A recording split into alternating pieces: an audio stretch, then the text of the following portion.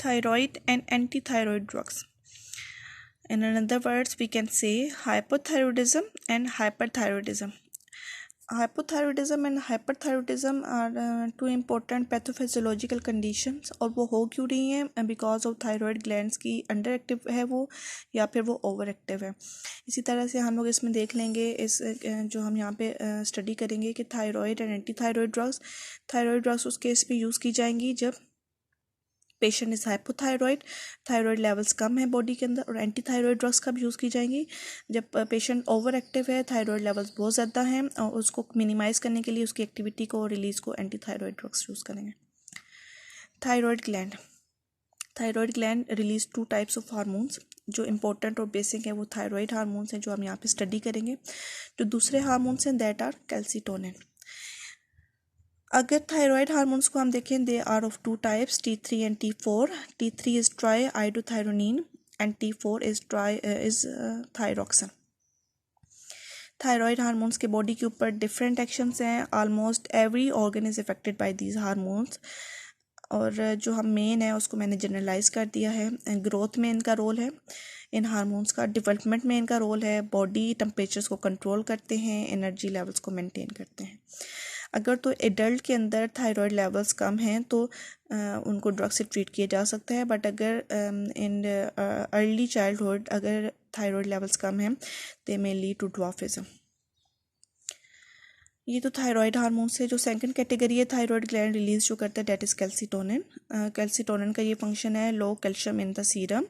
ये जो serum blood के अंदर कैल्शियम प्रेजेंट होता है उसको टिश्यूज़ के अंदर डिपॉजिट करता है। इस तरह से सीरम के अंदर कैल्शियम का लेवल कम हो जाता है, मेंटेन होता है। ये हम इसको यहाँ पे स्टडी नहीं कर रहे हैं, इसको बस MCQs पॉइंट ऑफ व्यू से आप याद रख लें। क्योंकि अगर जिस तरह से हाइपरथायरॉयडिज्म होता है, इमरजेंसी केसेस होते हैं, थायराइड लेवल बहुत ज़्यादा प्रोड्यूस हो होता है, तो उस केस में आयरोडेक्टोमी की जाती है जिसमें थायराइड ग्लैंड रिमूव कर दिया जाता है। तो उस केस में ये पता होना चाहिए कि जब थायराइड ग्लैंड रिलीज़ हो जाएगा तो कैल्सिटोनिन भी प्रोड्यूस नहीं होगा, कैल्शियम जो है वो सीरम से टिश्यूज़ में डिपॉजिट नहीं हो रहा, और इस तरह से एक हाइपर कैल्सीमिया प्रोड्यूस होगा, ब्लड के अंदर कैल्शियम लेवल ज़्यादा हो जाएगा। तो इसको इस पॉइंट ऑफ व्यू से याद रख लें। अब जो हम डिस्कस करेंगे वो T3 एंड T4 होंगे। पहले हम इनका मैकेनिज्म ऑफ एक्शन देख लेते हैं। अगर हमें पहले भी मैंने पिछले लेक्चर में भी ये बताया था कि अगर हमें मैकेनिज्म ऑफ एक्शन अच्छे से पता है ड्रग्स का, तो उसमें फिर हमें बहुत ज़्यादा रट्टा नहीं लगाना पड़ता। हमें जो ड्रग्स के यूज़ होंगे वो भी समझ आ जाते हैं, जो उसके साइड इफ़ेक्ट्स हैं वो भी इन्हीं चीज़ों से पता चल जाते हैं। और यहाँ पे हमें ये भी पता चल जाएगा कि कौन कौन सी ड्रग्स यूज़ की जा सकती हैं और किस स्टेज पे यूज़ होती हैं। और जो बहुत सी डिजीज़ हैं, जैसे कि हाइपोथायरॉयडिज्म की डिफरेंट डिजीज़ कंडीशंस हैं, हाइपर की डिफरेंट हैं, तो उनकी जो पैथोफिजियोलॉजी होगी वो भी यहीं से समझ आ जाएगी। प्लाज्मा के अंदर आयोडाइड आयंस प्रेजेंट है फ्रॉम टाइट। ये थायराइड सेल है, ये कोलॉइड है। प्लाज्मा से आयोडाइड आयंस थायराइड सेल्स के अंदर इनटेक होगा, and these iodide ions are converted into iodine molecules in the presence of peroxidase. अब पारोक्सीडेज जो एंजाइम है, ये हाशिमोटो डिजीज़ जो है, जो हाइपोथायरॉयडिज्म की एक डिजीज़ है, जेनेटिक कंडीशन है, उसमें पारोक्सीडेज एबनॉर्मल होगा या नॉन फंक्शनल होगा। जब ये एंजाइम प्रेजेंट नहीं है तो क्या होगा? Iodides ions are not converted into iodine molecule, they are not available for synthesis of T3 and T4। इस तरह से हाइपोथायरॉयडिज्म होगा, और हाइपोथायरॉयडिज्म में T3 एंड T4 के लेवल्स कम हो जाएंगे। अब ये जो आयोडीन मॉलिक्यूल है, जो iodide ion is converted into iodine molecule, ये यहाँ पे कोलॉइड के अंदर आके एक जो थायरोग्लोबुलिन एक प्रोटीन ऑलरेडी प्रेजेंट थी, जो अमाइनो एसिड्स जिसके कॉन्स्टिट्यूएंट्स होते हैं, ये जो थायरोग्लोबुलिन प्रोटीन थी और आयोडीन थी, इन्होंने आपस में कंडेंस किया, रिलीज़ क्या हुआ हाइड्रोजन पेरोक्साइड, और यहाँ पे एक कंपाउंड बन गया जिसमें T3 एंड T4 थे, और उसके साथ प्रोटीलिटिक रिलीज़ हुआ, और T3 एंड T4 प्लाज्मा के अंदर रिलीज़ हो गए। अब हम यहाँ पे ये देख लेते हैं कि जो ये वाला स्टेप था जहाँ पे थायरोग्लोबुलिन और आयोडीन की कंडेंसेशन हो रही थी, उनको कैसे ब्लॉक किया जा सकता है? बाय प्रोपाइल थायोयूरेसिल और मेथिमाजोल। अगर ये ड्रग्स हम देते हैं तो ये वाला स्टेप ब्लॉक हो जाएगा, T3 एंड T4 की सिंथेसिस नहीं होगी। इसी तरह से अगर elevated level of iodine present है बॉडी के अंदर तो तब भी ये वाला स्टेप ब्लॉक हो जाएगा, और इस तरह से T3 एंड T4 की सिंथेसिस ब्लॉक हो जाएगी। अब T3 iodide ion is enter into thyroid cell, और वो कन्वर्ट हुआ था आयोडीन मॉलिक्यूल में। यहाँ पे इसकी कंडेंसेशन हुई by the release of hydrogen peroxide और T3 एंड T4 की सिंथेसिस हुई, प्रोटियोलिटिक रिलीज हुआ और ये सीरम के अंदर आ गया। अब T3 एंड T4 डिफ्यूजन और by active transport enter into the cells. अब T4 कन्वर्ट होगा T3 के अंदर, T3 enters into the nuclei of the cells और वहाँ पे T3 स्पेसिफिक रिसेप्टर्स के ऊपर बाइंड करेगा, RNA सिंथेसिस करेगा और प्रोटीन्स बनेंगे। और ये जो प्रोटीन्स हैं वो इन फंक्शंस को कंट्रोल करेंगी, जो हमने देखा कि ग्रोथ में भी यूज़ होते हैं, डेवलपमेंट में भी इनका रोल है, बॉडी टेम्परेचर को कंट्रोल भी करते हैं और एनर्जी लेवल्स को भी मेंटेन करते हैं। तो ये सारे जो फंक्शंस होंगे इसके लिए डिफरेंट प्रोटीन्स होंगी, जो हमने यहाँ पे देखा कि T3 RNA सिंथेसिस करेगा और उसके बाद प्रोटीन्स की सिंथेसिस होगी। यहाँ पे जो एक बात काइनेटिकली जो इम्पोर्टेंट थी वो ये थी कि जो T3 एंड T4 है they are metabolize through P450 system. इस तरह से जो P450 सिस्टम की जो भी इंड्यूसर्स हैं ड्रग्स वो इसके मेटाबॉलिज्म को इंक्रीज़ कर देंगी, जो इनहिबिटर्स होंगे वो रिड्यूस कर देंगे। अब जो इंड्यूसर्स हैं P450 सिस्टम की फेनिटोइन हो गया, रिफाम्पिन हो गया, फिनोबार्बिटाल हो गया, तो ये इसके मेटाबॉलिज्म को इंक्रीज़ कर देंगे। नेक्स्ट हम hypothyroidism as the name show low level of thyroid hormones.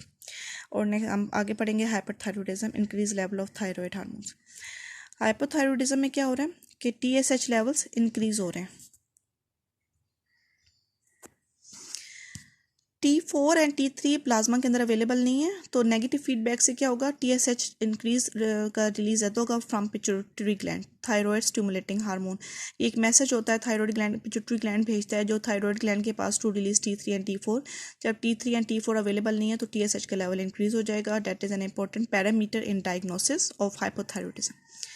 और जब थायराइड के लेवल कम है तो उसका जो क्लिनिकल जो मेडिसिन दी जाएगी वो लिवोथायरोक्सिन दी जाती है, वंस अ डे यूज़ की जाती है, एक ही ड्रग है। अब हाइपोथायरॉयडिज्म की जो कंडीशंस हैं वो ये हैं, हाशिमोटो डिजीज़ जो मैंने आपको बताया पहले कि पेरोक्सीडेज जेनेटिकली एबनॉर्मल या नॉन फंक्शनल होगा तो हाइपोथायरॉयड हो जाएगा patient. This condition is called Hashimoto disease. और जो हाइपोथायरॉयडिज्म है वो ड्रग से भी हो सकता है लाइक अमाइड्रोन। और इसी तरह से ग्वाइटर। अच्छा, ग्वाइटर में बहुत से लोग कंफ्यूज हो जाते हैं कि ये हाइपोथायरॉयडिज्म कॉज करता है या हाइपर थायरॉयडिज्म कॉज करता है। तो ग्वाइटर जो है वो बेसिकली आयोडीन डेफिशिएंसी से होता है, लेकिन ये it may result in under active thyroid gland and over active thyroid gland. अगर अंडर एक्टिव होगा तो हाइपोथायरॉयडिज्म होगा, अगर ओवर एक्टिव होगा तो हाइपरथायरॉयडिज्म होगा। तो इस दोनों कंडीशंस हैं और इसकी दोनों जो पैथोफिजियोलॉजी है वो ज़रा सी डिफरेंट है। जो आयोडीन डेफिशिएंसी हुई, थायराइड लेवल्स कम हुए तो ग्वाइटर हो सकता है। और ग्वाइटर एक्चुअली है क्या, it is the enlargement of thyroid gland जो विजिबली भी पेशेंट के अंदर नज़र आता है। Next come hyperthyroidism. वही जैसे हमने देखा थायराइड स्टिमुलेटिंग हार्मोन यहाँ पे कम हो जाएगा बाय नेगेटिव फीडबैक, क्योंकि बॉडी के अंदर ब्लड के अंदर T4 T3 के लेवल ज़्यादा हैं, तो नेगेटिव फीडबैक से क्या होगा, थायराइड स्टिमुलेटिंग हार्मोन जो पिट्यूटरी ग्लैंड से आ रहा है वो कम हो जाएगा। ये डायग्नोसिस पॉइंट ऑफ व्यू में यूज़ हो सकता है। कॉजेज हमारे पास क्या हो सकते हैं हाइपरथायरॉयडिज्म में, ग्रेव्स डिजीज़ हो सकती है, एक जेनेटिक डिजीज़ है जिसमें लिम्फोसिटिक जो सेल्स हैं वो थायराइड ग्लैंड के अगेंस्ट एक्टिव होते हैं और इस तरह से थायराइड ग्लैंड को सुपर एक्टिव कर देते हैं। It release more thyroid hormones T3 and T4। Toxic adenoma एक type of cancer of thyroid gland, और इसमें जब सेल्स बहुत जल्दी जल्दी प्रोलिफरेट करें तो वो क्या करेंगे, वो बहुत ज़्यादा थायराइड हार्मोन्स प्रोड्यूस करेंगे। Next come the goitre. Goitre हमने वही देखा जैसे हाइपोथायरॉयडिज्म में भी था और हाइपर में भी आएगा ये, तो इसकी जो पैथोफिजियोलॉजी होगी वो ज़रा डिफरेंट होगी।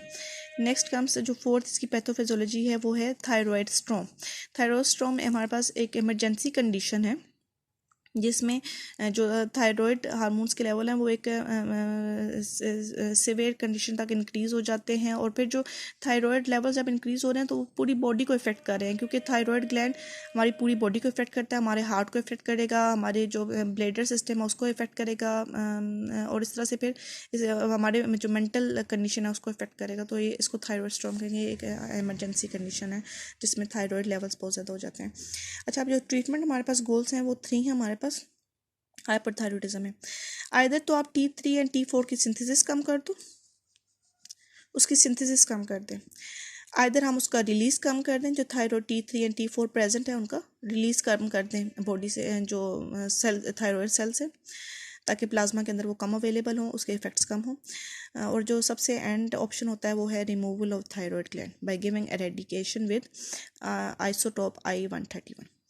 अब सिंथेसिस कैसे कम की जा सकती है? By giving these drugs methimazole and propylthiouracil. एक ऑक्सीडेटिव प्रोसेस होता है जो मैंने आपको मैकेनिज्म के अंदर भी बताया था कि यहाँ पे थायरोग्लोबुलिन और आयोडीन ने आपस में रिएक्शन करना था। वो एक रेट लिमिटिंग स्टेप था जहाँ पे प्रोपाइल थायोरेसिल या मेथिमाजोल उस एक्शन को स्टॉप कर देंगी। जब वो एक्शन स्टॉप हो जाएगा तो कंडेंसेशन नहीं होगी और ये जो T3 एंड T4 की सिंथेसिस ब्लॉक हो जाएगी। तो सिंथेसिस को हम ऐसे ब्लॉक कर सकते हैं। जो मेथिमाजोल है वो सेफ ड्रग है और प्रोपाइल थायोरेसिल सिर्फ सिलेक्टिव कंडीशन में दी जाती है, अदरवाइज के साइड इफेक्ट्स बहुत ज़्यादा हैं। तो और मेथिमाजोल का जो थ्राइस अ डे इसको यूज़ किया जाता है, इसकी हाफ लाइफ भी मॉडरेट है। प्रोपाइल थायोरेसिल शॉर्ट एक्टिंग है, तो इसलिए जो चॉइस होती है वो मेथिमाजोल होती है। रिलीज़ को कैसे कम किया जा सकता है? By giving iodide. अच्छा, आयोडाइड के अब दो मैकेनिज्म ऑफ एक्शन है। एक तो हमने यहाँ पे देखा था कि एलिवेटेड आयोडाइड क्या करता है, इस प्रोसेस को ब्लॉक करेगा। जब इस प्रोसेस को नेगेटिवली ब्लॉक करे तो T3 एंड T4 की सिंथेसिस और जो रिलीज़ यहाँ पे फर्दर होनी थी वो कम हो जाएगी। और दूसरा ये होता है कि जो आयोडाइड है वो थायराइड ग्लैंड की वस्कुलैरिटी को भी डिक्रीज़ करता है। जब वस्कुलैरिटी को डिक्रीज़ करेगा तो उसकी जो एक्टिविटी है वो भी कम हो जाएगी। और मोस्टली आयोडाइड दिया जाता है बिफोर द सर्जरी, ताकि जो ग्लैंड है उसकी वस्कुलैरिटी को कम किया जा सके और उसके बाद उसको रिमूव किया जाए। थर्ड जो ऑप्शन है removal of thyroid gland by giving radiation with I-31। और इस केस में जो 99% पेशेंट्स होते हैं वो हाइपोथायरॉइड हो जाते हैं, उनका जो थायराइड होता है वो बिल्कुल नॉन फंक्शनल हो जाता है और फिर उन पेशेंट्स को लाइफ लॉन्ग लिवोथायरेक्सन यूज़ करनी पड़ती है to fulfil their needs of thyroid glands, thyroid hormones, sorry. ये तो हमने एक जनरलाइज इसका मैकेनिज्म ऑफ एक्शन देख लिया कि सिंथेसिस को कम कर दें, रिलीज को कम कर दें और रिमूवल ऑफ। अब जो थायराइड ग्लैंड का हम देख रहे हैं कि थायराइड ग्लैंड जो थायराइड हार्मोन्स हैं उनके पूरी बॉडी पे एक्शंस हैं, तो वो उन जो सारे एक्शंस हैं उनको कैसे कंट्रोल करेंगे in case of hypothyroidism. Beta blockers दिए जाते हैं और बीटा ब्लॉकर्स भी वो जिनकी सिम्प्टोमेटिक एक्टिविटी ना हो, लाइक प्रोपेनानोल, और ये इसलिए यूज़ किया जाता है ताकि जो थायराइड ग्लैंड थायराइड हार्मोन्स के इफेक्ट थे हार्ट के ऊपर, जो उसके वर्कलोड को इंक्रीज़ कर रहा था, कंडक्टिविटी को हार्ट की इंक्रीज़ करता है, उसको मिनिमाइज़ करने के लिए बीटा ब्लॉकर्स दिए जाते हैं एज अ रिजीम के तौर पर, एज अ कॉम्बाइंड थेरेपी। अगर पेशेंट के अंदर एस्थमा है, कार्डिक फेलियर है जहाँ पे प्रोपेनानोल जो है वो काउंटर इंडिकेटेड है, तो उस केस में फिर हम प्रोपेनानोल की जगह कैल्शियम चैनल ब्लॉकर देंगे। Diltiazem is the drug of choice in these patients. और ग्लूकोकोर्टिकॉइड दिए जाते हैं टू प्रिवेंट द शो, क्योंकि जो थायराइड हार्मोन्स हैं उनके मेटाबॉलिकली एक्शंस हैं, उनके ब्लैडर के ऊपर एक्शंस हैं, उनके स्टमक के ऊपर एक्शंस हैं, तो उन सारे जो फंक्शंस हैं में हैं उसमें क्योंकि और शॉक की कंडीशन एक डेवलप ना हो जाए, इस केस में ग्लूकोकोर्टिकॉइड दिए जाते हैं। तो ये हम एक कॉम्बाइंड थेरेपी में उसको देंगे। ये तो हमारे पास जनरल मेडिसिन होंगी जो उसको यूज़ करेंगे, सिंथेसिस ब्लॉक कर दिए, रिलीज कम कर दी, रिलीज़ कम कर दिया, रिमूवल कर दिया। और ये जो ड्रग्स होंगे ये जो थायराइड लेवल के इंक्रीज़ होने से जो बाकी ऑर्गन से इफेक्ट हो रहे थे उनको ट्रीट करने के लिए यूज़ करेंगे।